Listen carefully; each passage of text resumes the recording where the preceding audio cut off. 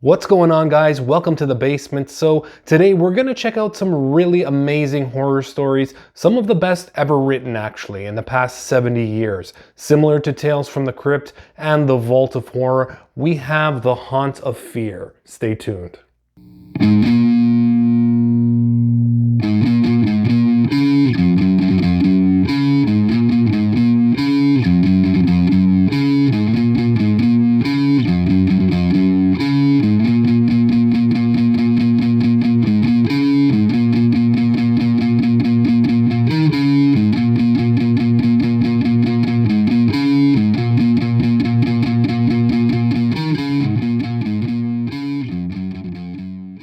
We have some more great EC Archives reprints here with The Haunt of Fear Volume 1, published by Darkhorse Comics. Some of the best horror stories ever told in many people's opinion.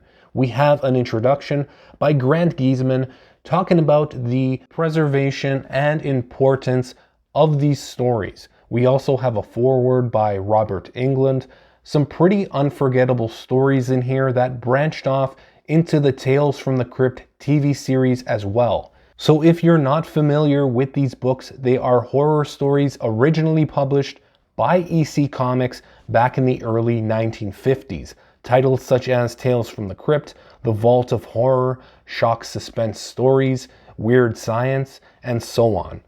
Thankfully, Darkhorse has decided to reprint these in collected editions. They came out as hardcovers that are currently out of print, and now we are getting them in a paperback format. Thank the Lord.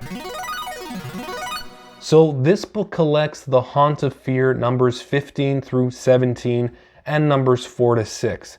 In this particular book, we get stories of madness, murder, jealousy, stories about vampires, mummies, ghouls, stories about greed, ghosts, and a bunch of other interesting twists on the horror genre itself. Not your typical straightforward stories, very unique and very entertaining.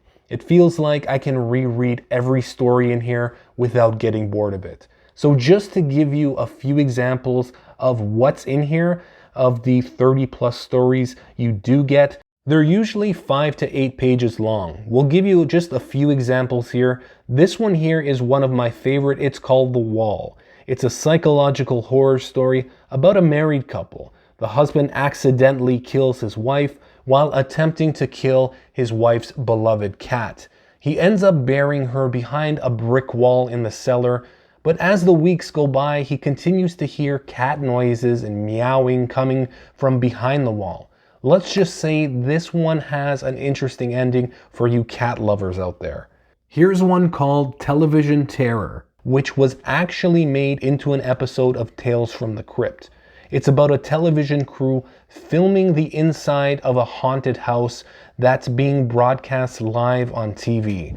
Let's say things don't turn out well for the TV crew or the folks watching at home.